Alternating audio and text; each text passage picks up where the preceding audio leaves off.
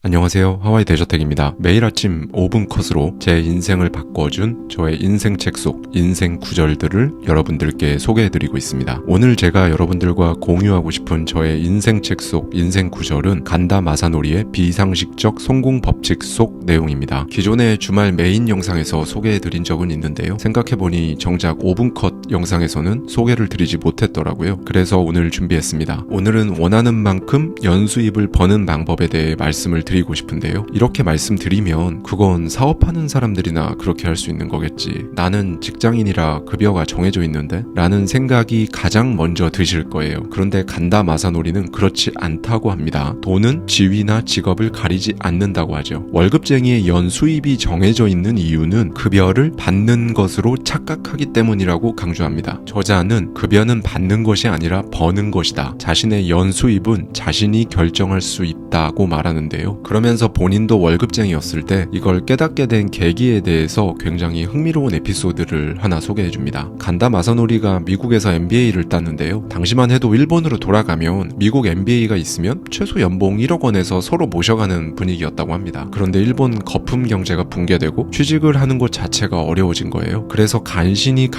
연봉 7천만 원에 취직을 했습니다. 간다 마사노리는 일본 외교관 출신이거든요. 근데 새로 들어간 그 회사에서 공무원 출신이어서 일을 못한다와 같은 안 좋은 평가가 이어졌고요. 결국 3개월 만에 정리해고를 당했습니다. 그러니까 한마디로 수습 직원으로 있다가 해고당한 거죠. 정말 심하게 낙담을 하던 중에 어느 날 서점을 들렀는데요. 거기서 책을 한 권 읽게 되었다고 합니다. 잠재의식에 관한 책이었는데요. 거기에서 저자는 자신이 왜 정리해고를 당했는지, 아니 정확히는 정리해고를 당할 수밖에 없었던 그 진짜 이유를 알게 됩니다. 저자는 이렇게 혼잣말을 해요. 아, 그렇구나. 내가 정리해고를 당한 이유는 나이도 어렸지만 회사에서 정리해고를 한다면 내가 첫 번째일지도 모르겠다는 불안한 생각을 하고 있었기 때문이야. 맞아, 불안하게 생각했던 일이 단지 현실이 되었을 뿐이야 라고요. 결국 정리해고를 당한 건 본인 스스로가 결정한 것이라는 사실을 깨달은 거죠. 그 당시에 저자는 다시 취업을 하기 위해 이곳저곳 면접을 보고 있었는데요. 직종 구분 없이 대체로 연봉이 5천만 원에서 7천만 원 사이 정도였다고 합니다. 그런데 저자는 방금 전 읽은 그 책에 나온 대로 생각을 해본 거죠. 정리해고도 내가 결정했다면 내 연봉도 내가 결정하자 라는 생각을 한 거예요. 그래서 종이에다가 연수입 1억 원이라고 적은 종이를 정장 안주머니에 넣고 다녔다고 합니다. 본인의 잠재의식에 이 1억 원을 각인시키기 위해서였죠. 그리고 바로 그 다음 면접이 이제 외국계 회사 면접이었는데요. 그때 면접관이 희망 연봉을 물어보더랍니다. 그래서 과감하게 1억 원입니다 라고 대답했다고 해요. 저자가 그동안 받았던 연봉보다 무려 40% 넘게 높인 금액이었죠. 그리고 나서 몇 주 후에 같은 회사의 두 번째 면접에서 고용주가 채용 조건을 넣은 봉투를 건네주었습니다. 이렇게 말하면서 말이죠. 이 조건으로 채용하고 싶습니다. 혹시라도 받아들일 수 없다면 말씀해주세요. 저자는 그 자리에서 봉투를 열어볼 용기가 나지 않아서 나중에 연락드리겠다고 한 후에 면접장 밖으로 나와 엘리베이터 앞에서 봉투를 뜯었어요. 얼마가 적혀 있었을까요? 정확히 1억 원이 적혀 있었습니다. 그리고는 또 혼잣말로 이 법칙 진짜 되네 라고 말하면서 너무 기뻐서 엘리베이터 앞에서 막 혼자 주먹 쥐고 파이팅 포즈 취하고 그랬다고 해요. 그리고 이 경험을 계기로 간다 마사노리는 잠재의식이라는 것이 정말로 존재하고 성공한 사람들은 몇백 년 전부터 이 활용법을 알고 활용해 왔다는 사실을 깨닫게 되었습니다. 그러면서 이렇게 강조를 합니다. 결국 사람은 자신이 생각하는 대로 된다. 연수입조차 자신이 결정할 수 있다 라고 말이죠. 생각해보면 정말 그렇죠. 직장인 같은 경우 연봉은 당연히 정해져 있으니까 연수입을 높인다라는 말을 어디서 들으면 그건 당연히 사업하는 사람들 얘기지 월급쟁이인 나랑은 전혀 상관없는 얘기다라는 생각이 들 수밖에 없거든요. 그런데 제가 이걸 깨닫게 된 순간이 있었습니다. 이 연수입이라는 거 결국 내가 안 정했으니까 당연히 벌지 못하는 거다라는 걸요. 직장에 다닌다는 이유로 내가 얼마를 벌어야겠다라는 생각을 살면서 아예 해본 적이 없는 거죠. 결국 연수입에 대해 자신이 정한 적이 없기 때문에 벌지 못하는 거고 그렇게 연수입을 벌려고 하지 않기 때문에 바라지도 않는 거예요. 이 책은 제가 비교적 최근에 읽은 편인데요. 생각해보면 과거의 저 역시 이런 비슷한 생각들을 하면서 경제적 자유 그리고 파이어에 대해 한층 더 깊게 생각해 봤었던 것 같아요. 마지막으로 저자는 이 부분에서 이런 말을 말을 전합니다. 대다수의 사람들은 돈이 전부가 아니라고 생각한다. 나도 본심으로는 그렇게 생각한다. 그러나 그렇다고 해서 돈을 부정할 필요는 없다. 부자가 된 후 알게 된 사실은 결국 돈이 있어 행복하다고 느끼게 되는 경우는 아주 사소한 일들을 할 때였다는 점이다. 피곤할 때 돈 걱정하지 않고 택시를 타고 가족과 초밥을 사 먹을 때 2만원짜리와 4만원짜리 메뉴 사이에서 가격을 따지지 않고 4만원짜리 초밥을 선택할 수 있는 것, 그리고 싫어하는 사람에게 머리를 숙이지 않아도 되는 것 같은 행복이다. 돈이 있으면 작은 부분에서 행복해집니다. 사실 이런 작은 행복들이 진짜 사람 인생을 행복하게 하거든요. 마치 작은 불행이 사람 인생을 송두리째 불행하게 만드는 것과 똑같죠. 그리고 이렇게 돈이 있게 되는 것도 내 연 수입도 결국 내가 정한다는 것, 그리고 그 결정을 내 생각,